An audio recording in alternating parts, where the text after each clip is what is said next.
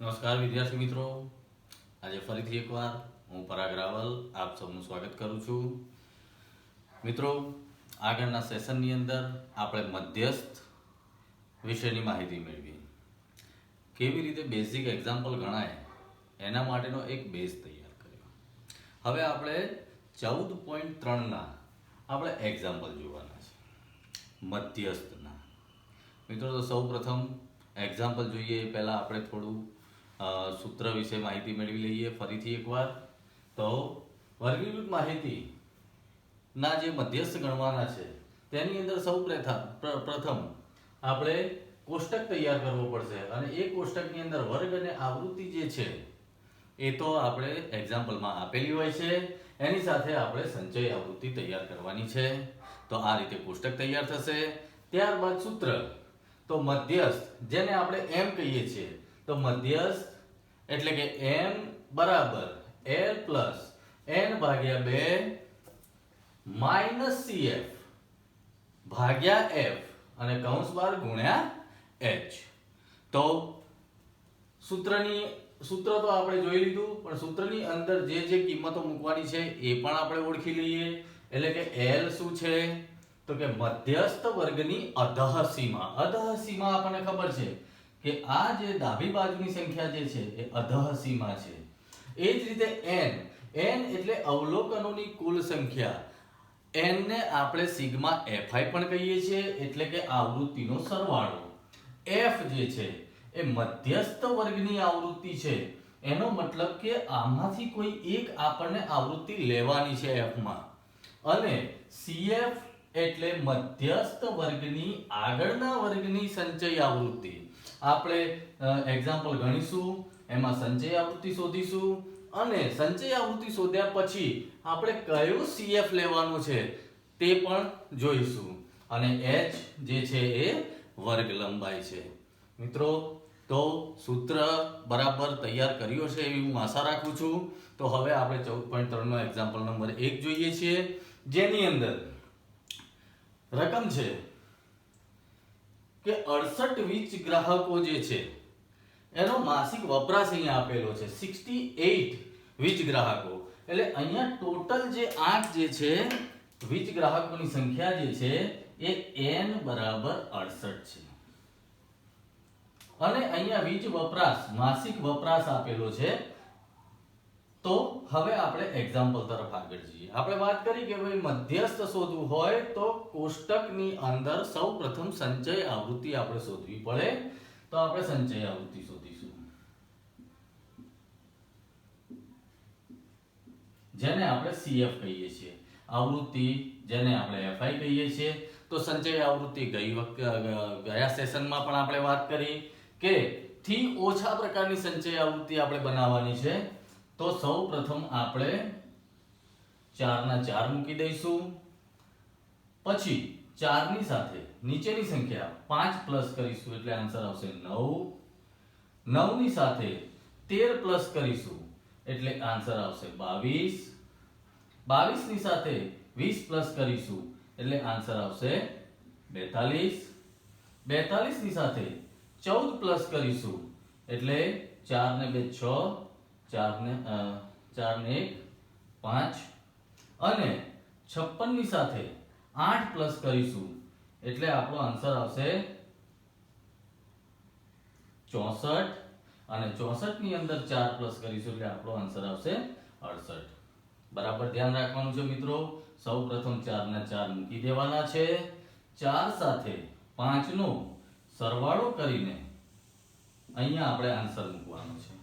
એ જ રીતે 9 સાથે 13 નો સરવાળો કરીને અહીંયા આપણે આન્સર મૂકી દેવાનો છે. એ જ રીતે 22 સાથે 20 નો સરવાળો કરીને આપણે આન્સર મૂકવાનો છે. તો અહીંયા આપણી કોષ્ટકની અંદર સંચય આવૃત્તિ તૈયાર થઈ ગઈ. હવે આપણે નેક્સ્ટ સ્ટેપ તરફ જઈએ કે કોષ્ટક તૈયાર થઈ ગયા પછી શું.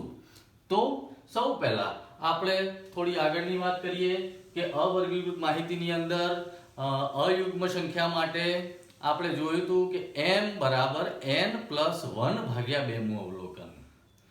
હવે અહીં વર્ગીકૃત માહિતી માટે સૌપ્રથમ આપણે સામાન્ય રીતે m શોધવો પડશે. તો અહીંયા આપણે m શોધીશું. સૌપ્રથમ સાઈડમાં આપણે m શોધી લઈશું. તો n n ભાગ્યા 2 મું અવલોકન. તો n જે છે 68 છે, એનો મતલબ કે 68 ભાગ્યા 2 એટલે આપણો જવાબ આવશે 34. બરાબર. આ 34 મું અવલોકન આવ્યું આપણે. બરાબર ધ્યાન રાખજો મિત્રો. કોષ્ટકની અંદર સંચય આવૃત્તિ તૈયાર થઈ ગયા પછી આપણે m બરાબર n ભાગ્યા 2 મું અવલોકન સૌપ્રથમ કરવાનું છે. n આપણને ખબર છે જે સિગ્મા fi છે, એના ભાગ્યા 2 એટલે કે એનું અડધું થશે અને એ જવાબ આવશે કોઈ પણ જવાબ આવે તે સમજો અહીંયા 34 જવાબ આવ્યો.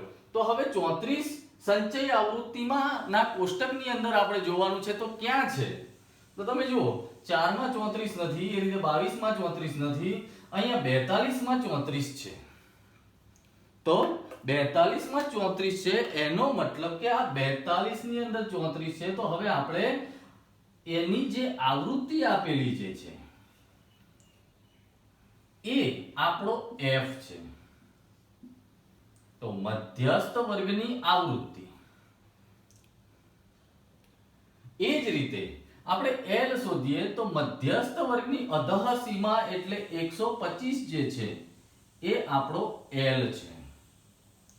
અને n તો આપણને ખ્યાલ છે.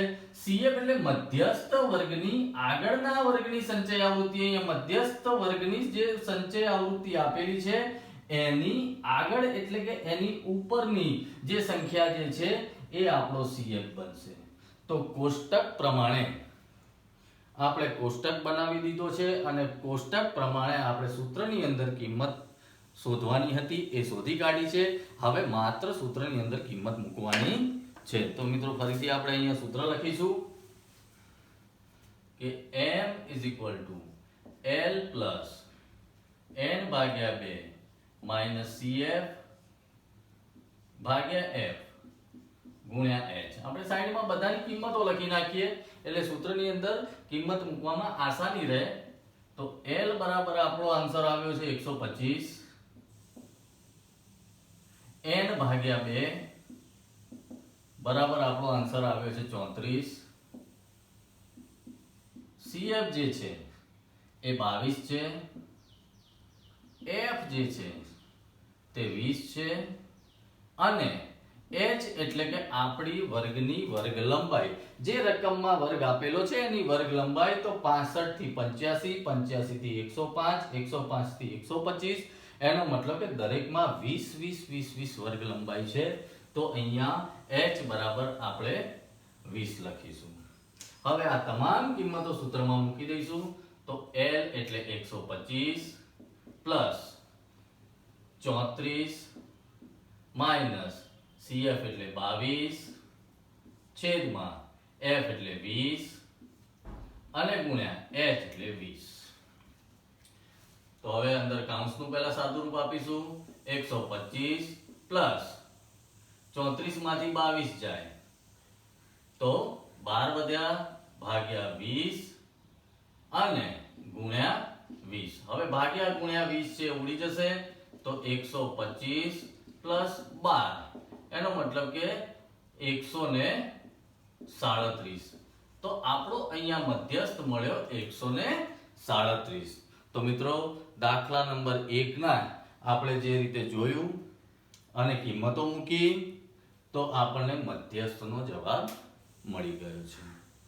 હવે 14.3 નું ત્રીજો એક્ઝામ્પલ જે છે જેમાં સાદી રીતે એક્ઝામ્પલ આપ્યો નથી, કોઈ વર્ગ આપ્યો નથી, આવૃત્તિ નથી આપી, થી ઓછા પ્રકારનો વર્ગ આપ્યો છે અને સંચય આવૃત્તિ આપણને આપેલી છે. સીધી સંચય આવૃત્તિ આપી દીધેલી છે અને અહીંયા એક ઉંમરનો વર્ગ આપ્યો છે. 20 થી ઓછી સંખ્યા છે 2, 25 થી ઓછી સંખ્યા છે ઉંમર છે એ 6 છે. આવી રીતે 60 થી ઓછા 100 છે. વાસ્તવમાં આપણે આગળના સેશનમાં જોઈ ગયા કે આપણે જે વર્ગ અને આવૃત્તિ હતી તો થી ઓછા પ્રકારની આપણે આવૃત્તિ બનાવી હતી અને થી ઓછા પ્રકારના વર્ગથી લખીને આપણે થી ઓછા પ્રકારની આવૃત્તિ બનાવી હતી, જેને થી ઓછા પ્રકારની સંચય આવૃત્તિ આપણે કહી હતી. પણ અહીંયા રકમમાં જ આ રીતે આપેલું છે. તો સૌપ્રથમ આપણે શું કરવું પડશે? તો વર્ગ બનાવવો પડશે, આવૃત્તિ બનાવવી પડશે. સંચય આવૃત્તિ તો છે જ, તો અહીંયા આપણે એક બીજું કોષ્ટક તૈયાર કરવું પડશે. મિત્રો, રકમની અંદર જો તમને આવું આપેલું હોય તો તમારે એક્ઝામ્પલ ગણતી વખતે આ રકમ આપણે લખવાની નથી, પણ શરૂઆતથી જ આપણે એક્ઝામ્પલ કેવી રીતે ગણીશું એ તમે જોઈ લો. તો આ તો બુકની રકમ છે, પણ આપણે નોટબુકની અંદર ડાયરેક્ટ એક્ઝામ્પલ ગણવાનું છે. તો એના માટે સીધું કોષ્ટક તમારે બનાવવાનું છે કે જે વર્ગ અને આવૃત્તિ. તો અહીંયા આપણે કોષ્ટક બનાવીએ, વર્ગ, આવૃત્તિ અને પછી સંચય આવૃત્તિ.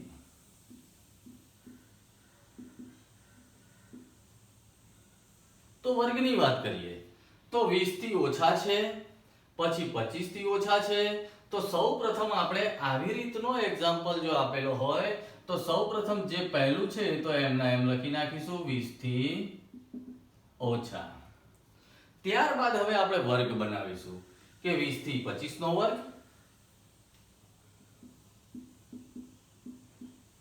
20 થી 25 નો વર્ગ, 25 થી 30 નો વર્ગ, એ જ રીતે 30 થી 35, 35 થી 40, 40 થી 45, 45 થી 50, 50 થી 55 અને 55 થી 60. આપણે 60 સુધી છે તો આપણે આ લખી નાખ્યું.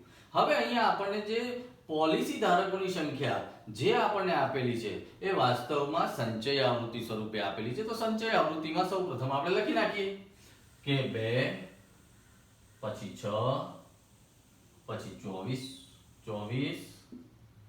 પછી 45, પછી 78, ત્યારબાદ 89, 92, 98 અને 100. તો સંચય આવૃત્તિ આપણે લખી નાખી. હવે આમાંથી સંચય આવૃત્તિમાંથી આપણે રિવર્સ આવવાનું છે, આવૃત્તિ બનાવવાની છે.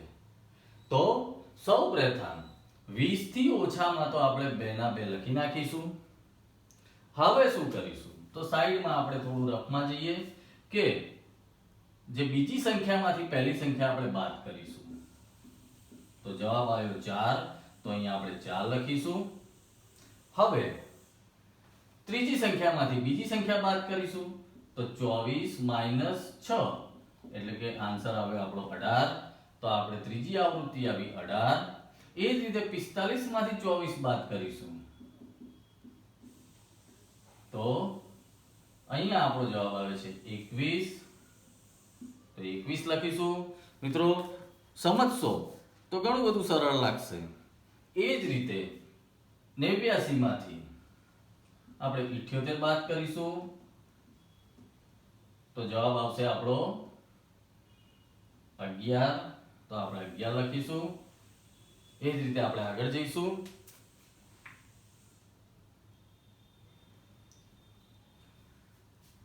92 માંથી આપણે 89 બાદ કરીશું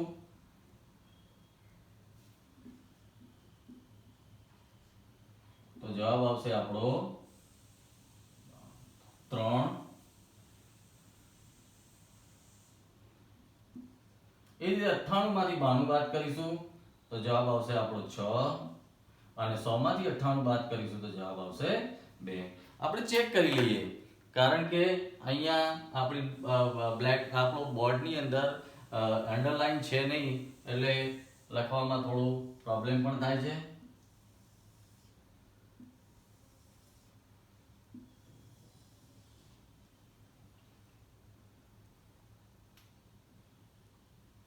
હા, અહીંયા આપણે થોડું ભૂલ્યા છીએ કે 78 માંથી 45, 78 માંથી 45 જાય તો જવાબ આવશે અહીંયા 33 અને અહીંયા આવશે 11.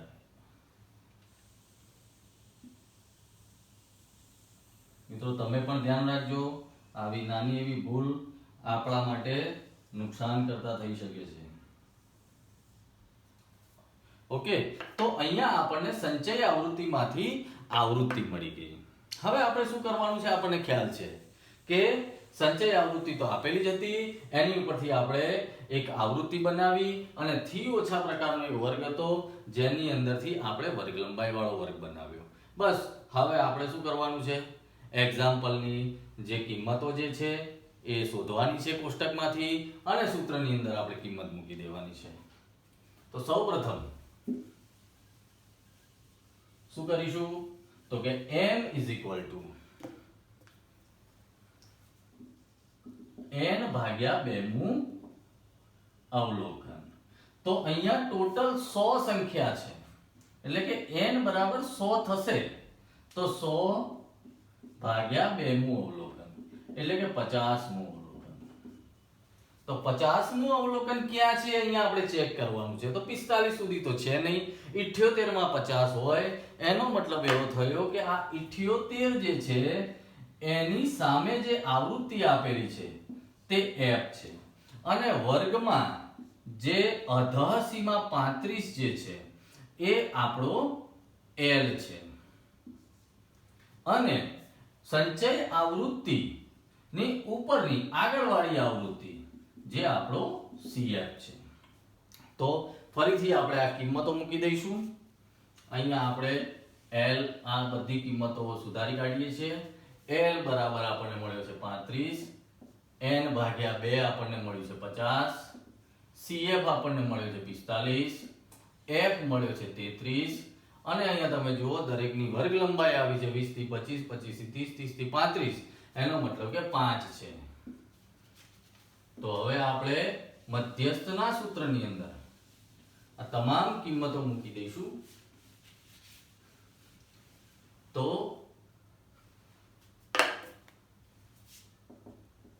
35l પ્લસ 50 માઇનસ 45 છેદમાં 33 ગુણ્યા 5.